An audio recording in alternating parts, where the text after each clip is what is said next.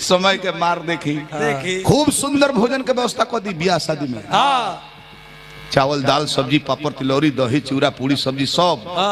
बारात लेकर हुआ गोइल बनी कोनो बेटी है कि हाँ सब व्यवस्था मिल गई। भर पेट खाइयो ली लोग गाँव के लोग आके सबियाना में कपारे हाथ धोइले बड़े ठगा गोइलो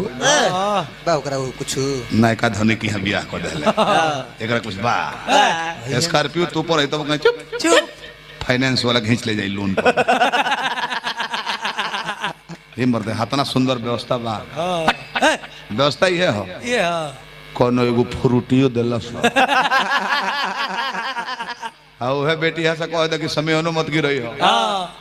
खानो पीना मत बनई हो 2 क्विंटल दलमूट जोतला खेत में गिरा दो तो अब जे को कोनो बात ना हम फटक ले एको हाफ